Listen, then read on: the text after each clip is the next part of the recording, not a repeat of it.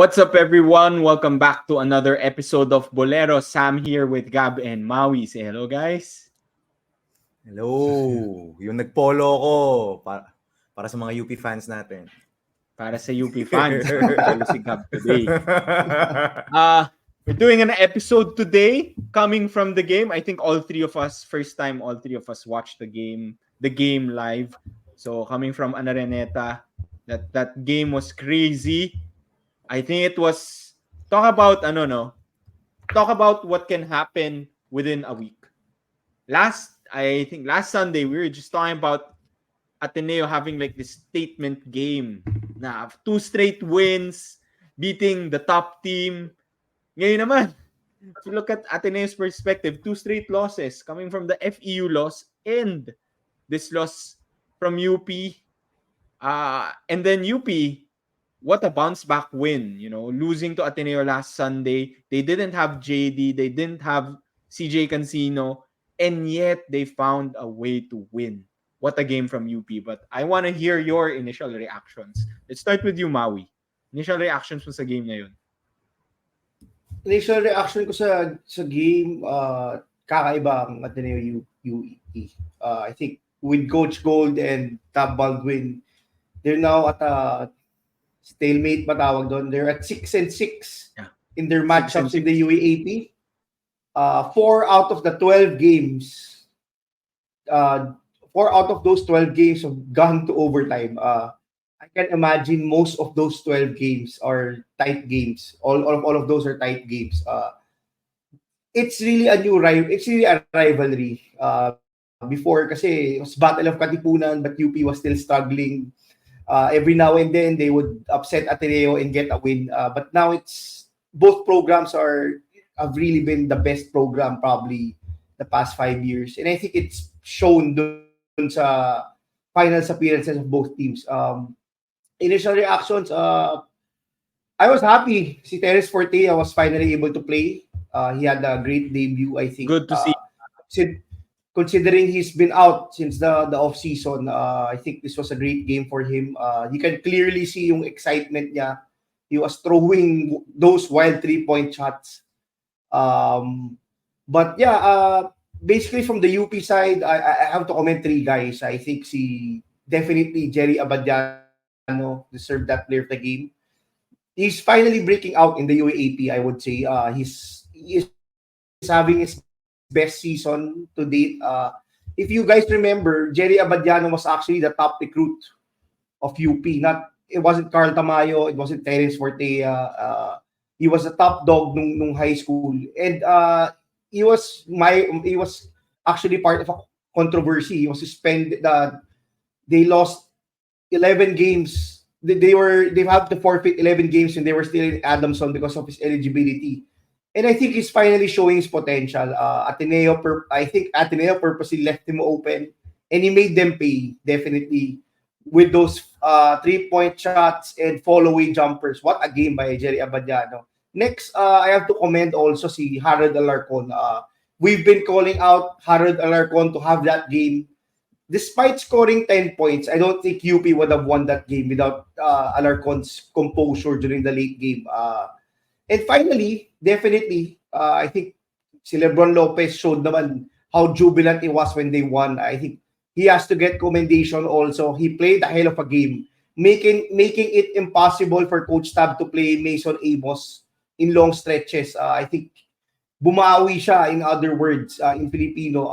Bumawi si Lebron Lopez with those electrifying drives. I love that he was given the liberty to create from the top of the key, and he made Ateneo pay. That sky hook over Josh Lazaro, what a shot. That was reminiscent of Magic Johnson's shot for me dun sa Boston Celtics.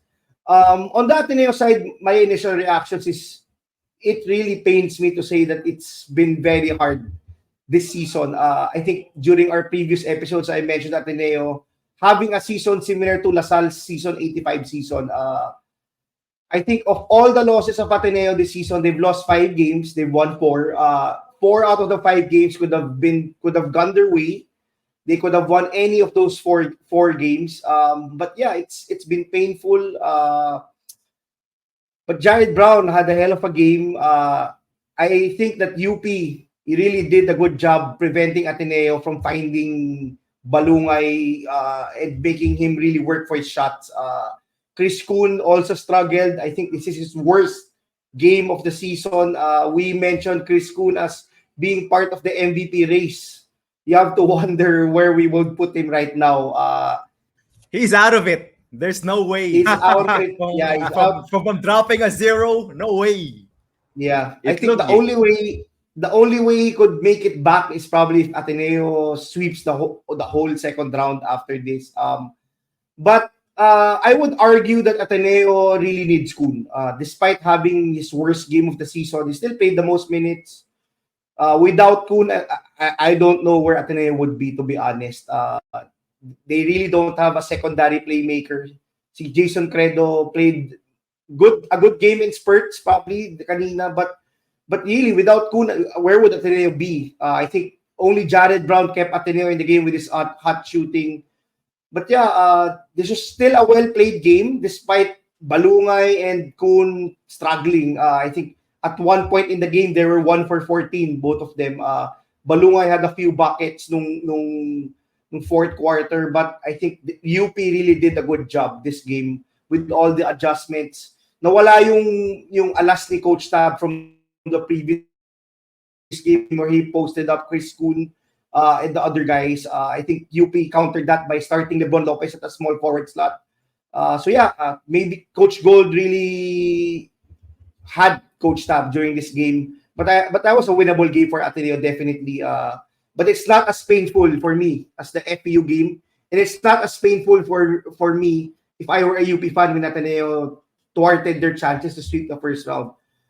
It will be a very high road for high staircase for Ateneo to climb to be able to probably make it to get the twice to beat advantage right now. But I think really Ateneo will just have to do it game by game and try to make it to the Final Four. Gab.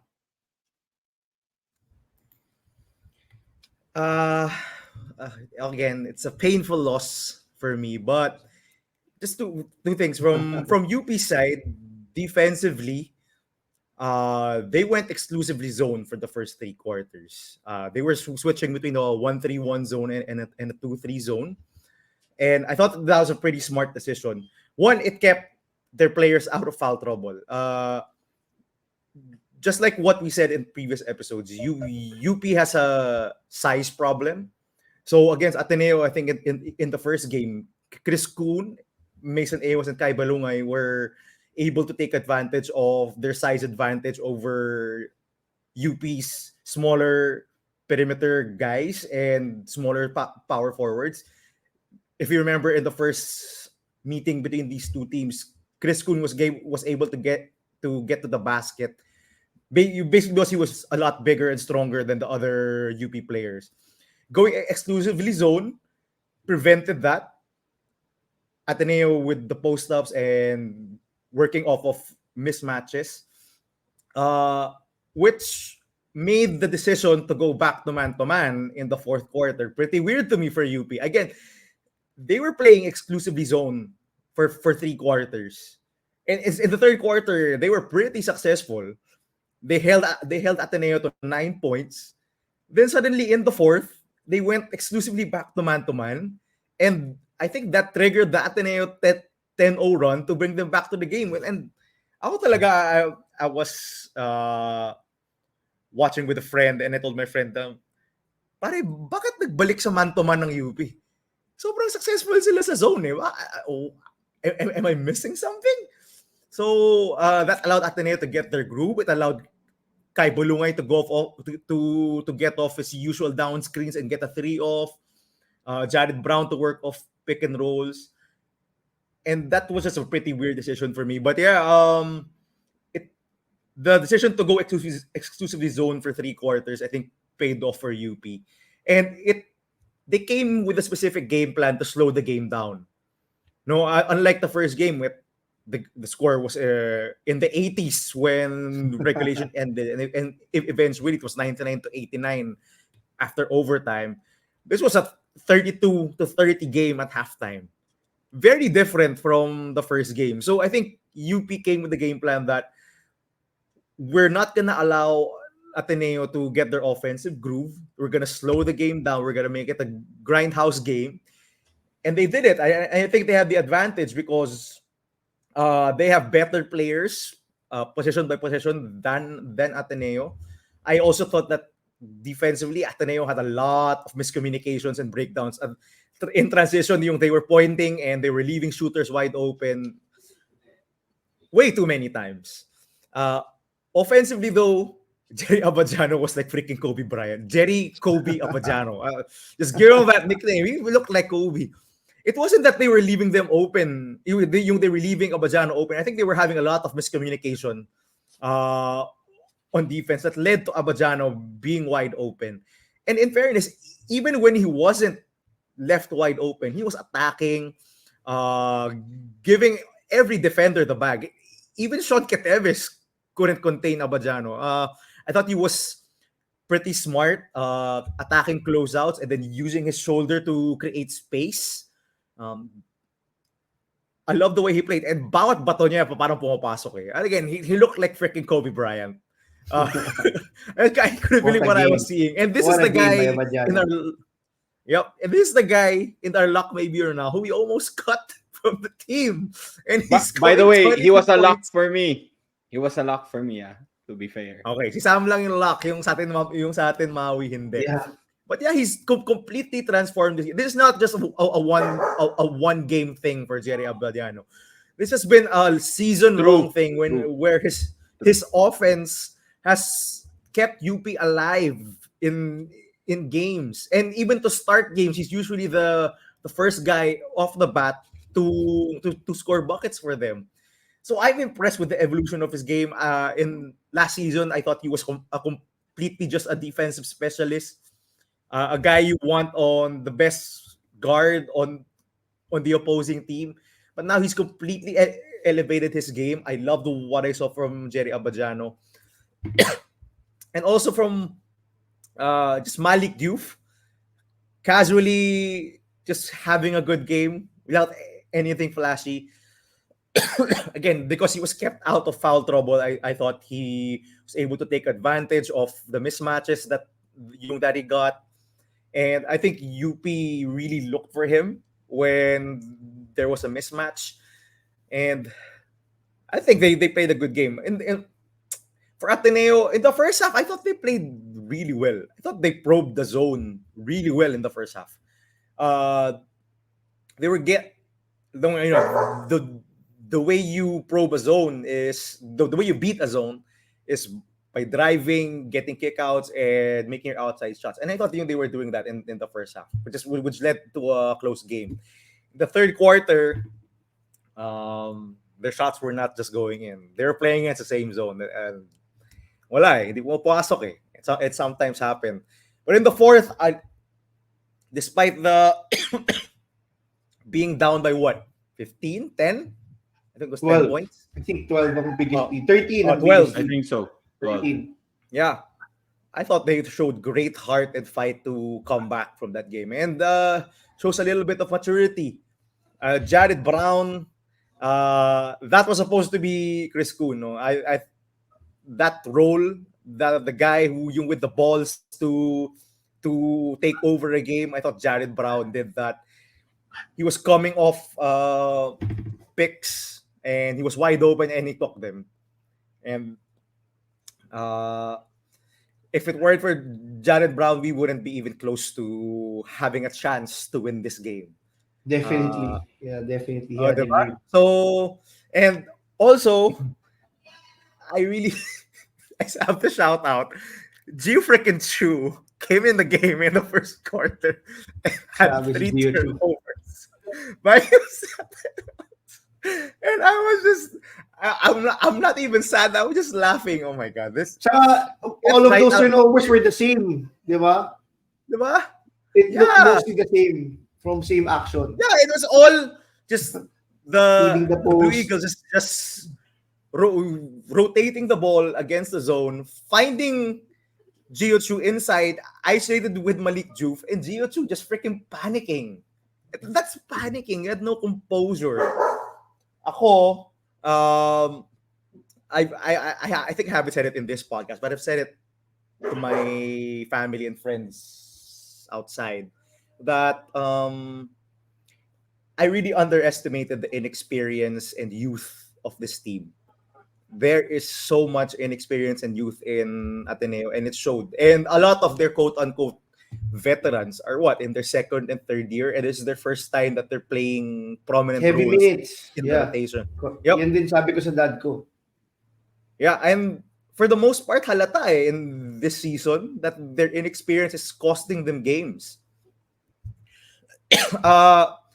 Their team captain, Sean Kitevis, the guy who's usually the noisiest in the huddle, the most talkative one. There's only a second season, remember? He was the first time making the team last season. So there's only a second season. That's your team captain. And your quote unquote most experienced guy is Gio freaking Chu. I think that's all you need to know about this Ateneo team. And Jason Credo, who so happens this is his first full season despite being a quote-unquote veteran. So I'm gonna take the hit. I really underestimated the inexperience of this team because it really shows how inexperienced they are and how young they are. Maui, go.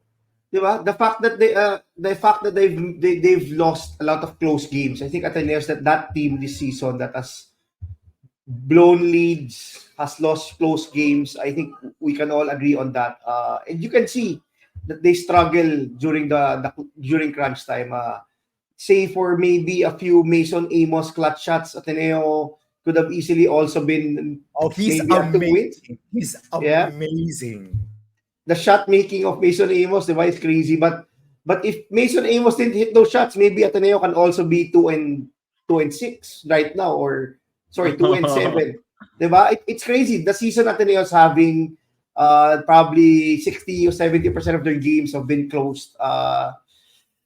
For me, kasi that's not good. When you have a team that always has to play a tight ball game during the end of games, chances are, even if you win most of those games, you can't win them all, diba? And in the UAAP season we're having right now, every win definitely matters. The standings are tight.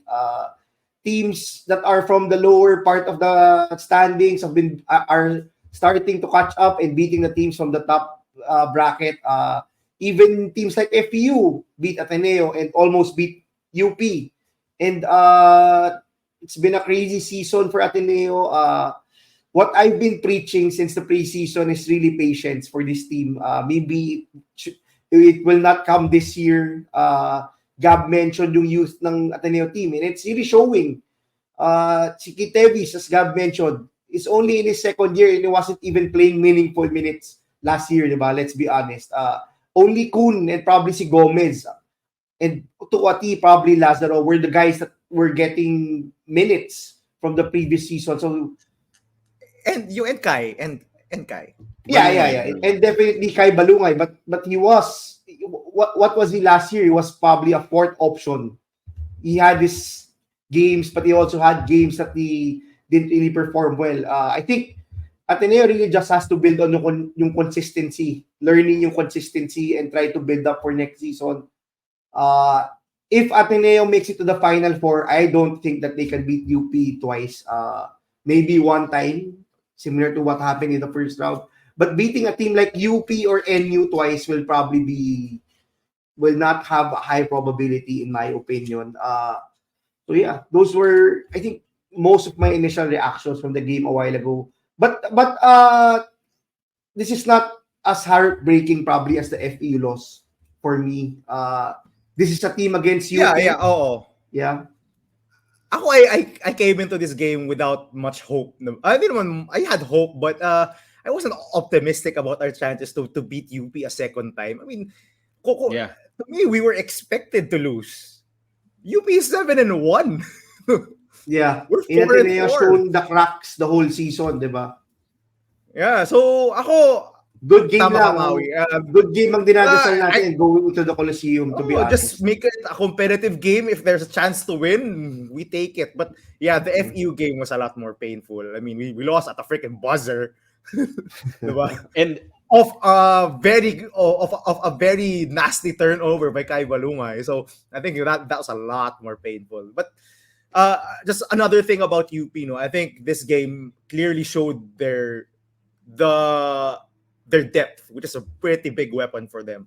Imagine playing without JD Cagolangan and CJ Cancino and having Janjan Felicilda as your backup point guard. Actually, I was pretty surprised that Cyril Gonzalez didn't get minutes. I thought he would get the backup, but they were playing Raylan Torres as their backup point guard.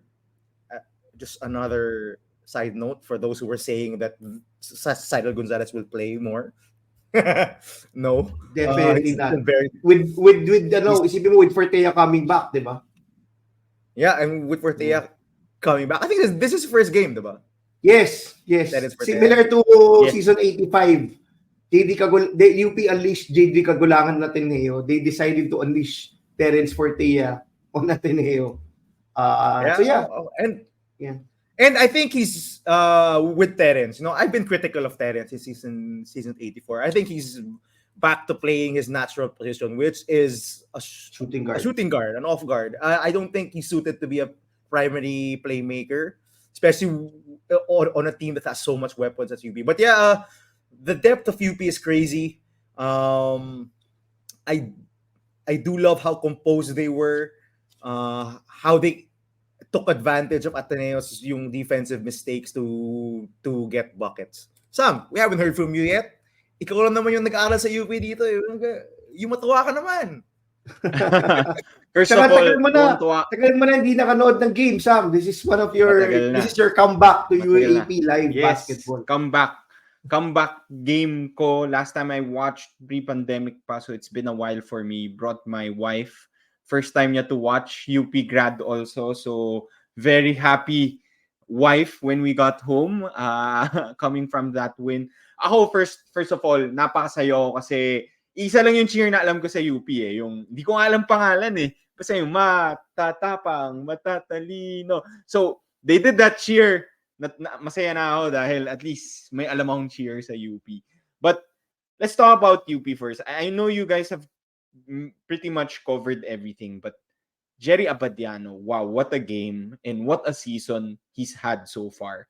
Gab, you brought it up, no, na he was even like a maybe for us in our luck, maybe or na.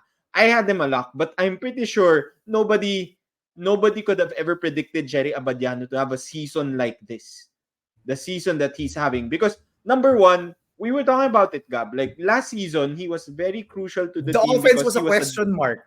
That's why he was amazing. Exactly. Yeah. Ever since that was a question mark. Exactly. So last season, we knew he was a great defensive player. What I was sort of hoping, or maybe we were expecting, okay na yung 3-point shooting niya, I think, last season. So maybe he could, be a 3-and-D kind of guy. And the problem was not just the offense, Gab. We knew that a lot of other guards were coming in. Torres and Felicilda were coming in.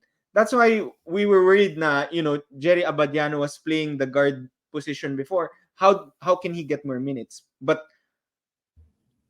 I don't think anyone could have predicted how good offensively, especially Jerry Abadiano is this season. Kasi it's on a whole nother level. And I don't think, like, when we were talking about our surprises for UP, we're talking about Belmonte, we're talking about Alarcon stepping up, taking it to the next level. I don't think anybody expected Jerry Abadiano to be this good and this consistent for UP. I think, Maui, you pointed that out.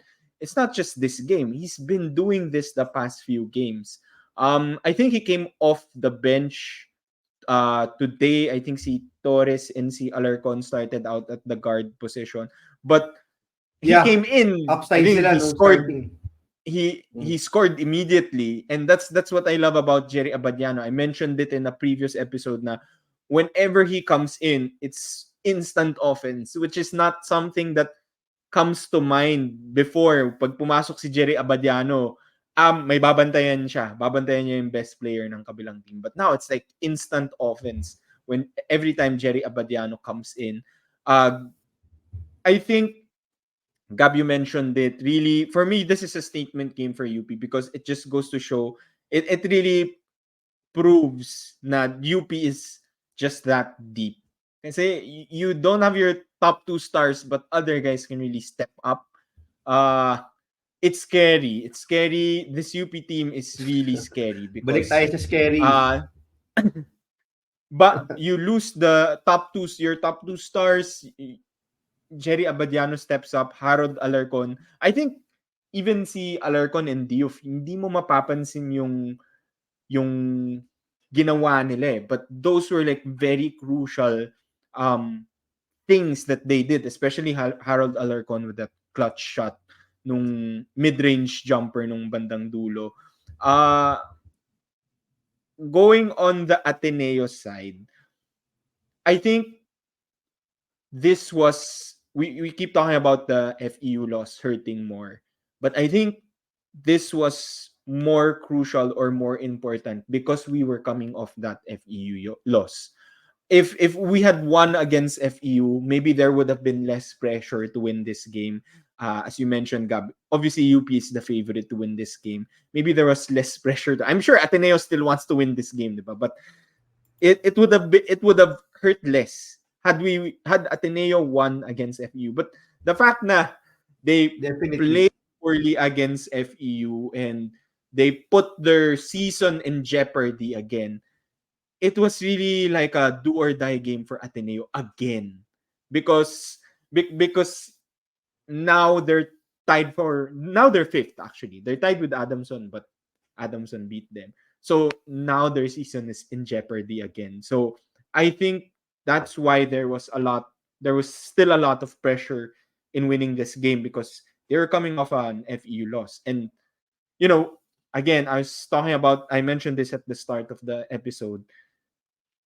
Tab was talking about Ateneo going on a 2-game winning streak, trying to be consistent. Now they're on a 2-game losing streak.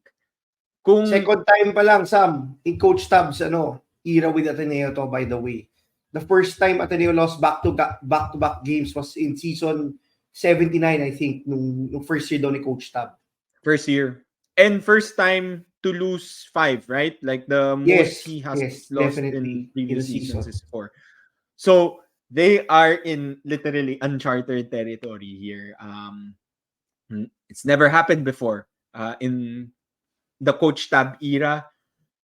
And they still have LaSalle and NU to face this in the second round.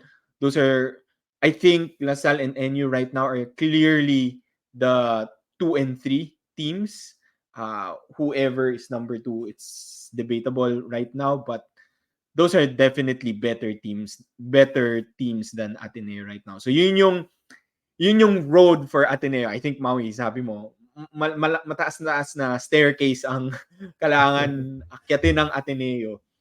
But despite that, it was a good fight. It was a decent fight. Really, Mason Amos. I was talking to Gab before. They had a chance to win at the end. They had a tied chance the game to win at 54. Yeah, tapos si Alarcon with the shooter's bounce, the 3. Oh, and then may foul pa si Balungay. Si Alarcon no? Yeah, may foul pa si Balungay, so they got the possession again. Patay sulog yung 3. It was a weird call actually, Mao. We were talking about it. That's FIBA ata, Gab. I think it's FIBA. When it's the NBA, usually you get one more free throw. Yeah, but free throw. I've seen those Gab, calls in the UAAP during the past. Siyempre, nagulat ako, but I think it's a FIBA rule that you get the ball back when they foul you and you make the shot.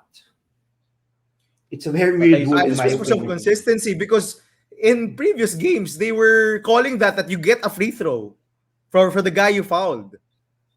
That I haven't. Maybe I don't remember that, but I've seen that call a number of times before. So probably they just have to be consistent calling it. Pero if they foul the one shooting the 3, definitely that guy would shoot a free throw. And one. Yeah. So to our listeners, baka you would know better ano yung rule What's really the rule? behind that Yeah. call? Ano yung FIBA rule or what are we following there? But Yeah. patay sunog yun. But actually talo na, di ba? I think they were down Talo 6 na, yeah. a minute or a few 45 seconds to go when Amos hit that crazy 3. May clutch gene talaga. And Mason. by clutch gene talaga. May clutch And gene. I'm What so a shot. excited for him to join. I'm so excited for him to play for Gilas, Mason Amos. By the way, if I'm not mistaken, Mason barely played before he went in and took that shot. Yeah. So, para sa akin, malamig pa yun, ha? Malamig pa si Malamig pa. Mason noon. Like, it wasn't like he But that was a playing coach the whole stab fourth play, quarter. though. That was a coach stab special.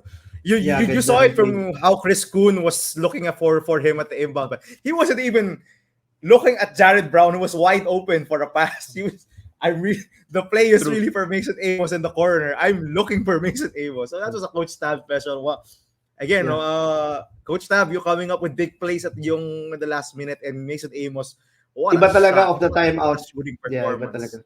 What a shot. So I do have one. Sige, go ahead, Maui, and then I'll Sorry, move on Sam. to my next topic. Go ahead. Sam, I wanted to touch up lang on Jerry Abadiano.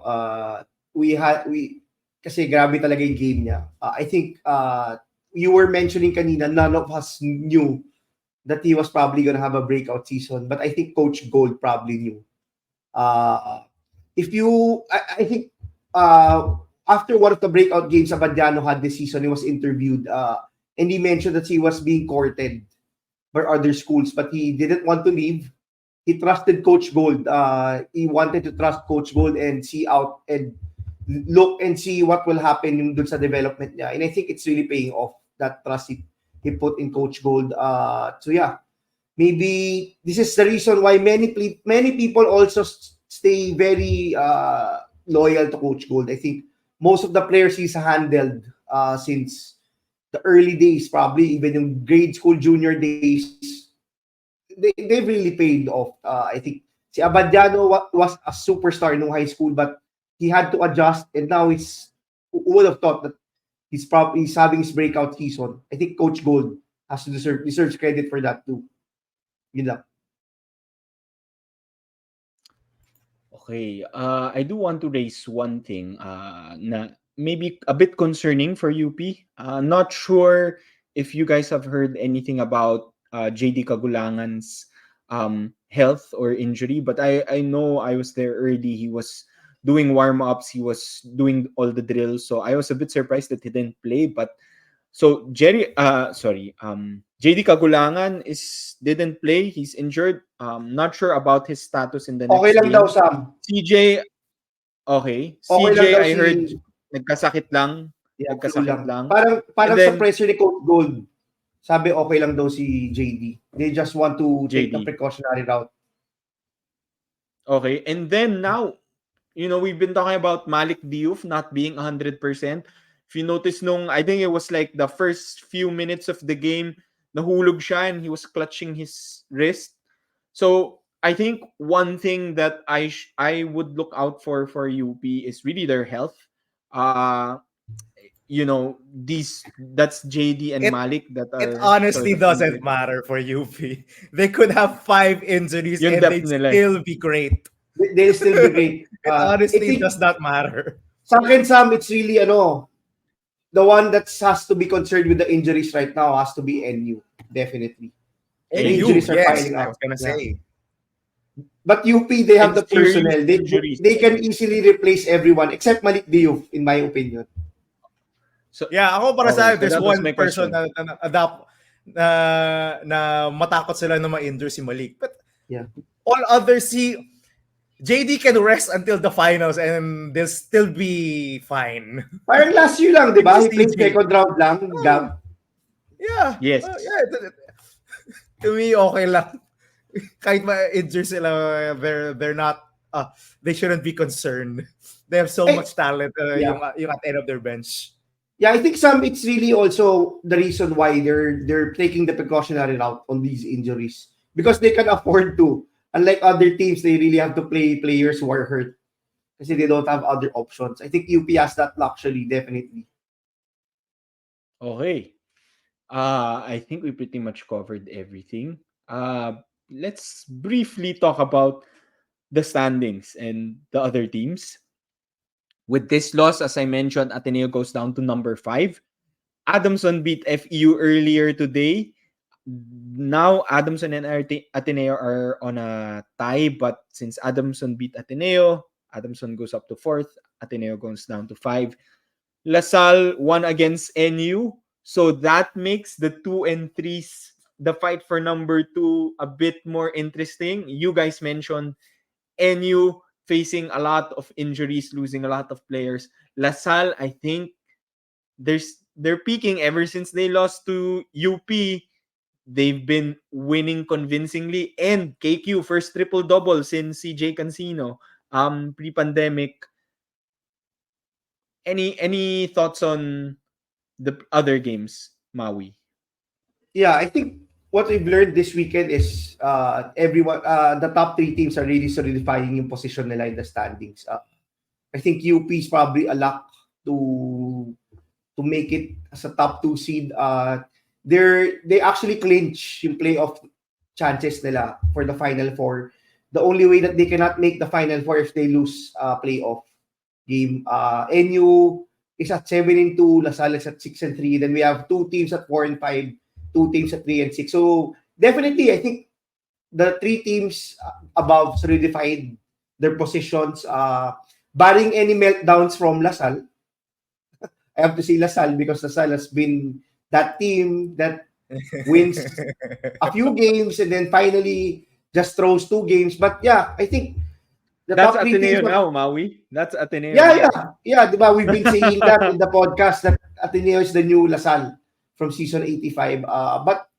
But I think LaSalle has really solidified yung position nila. A few players have been breaking out. Si Jonel Policarpio and si Raven Cortez, to name a few. I think Jonel Policarpio. That's what I was gonna mention. Yeah. They've started playing better since they started playing Raven Cortez.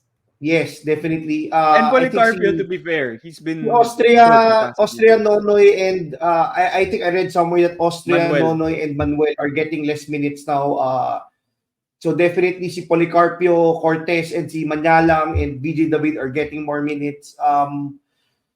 Adamson, despite losing Jerome, is still in contention. They're at 4-5. I thought that maybe after losing Jerome, they would lose momentum and falter coming from that big loss against UP.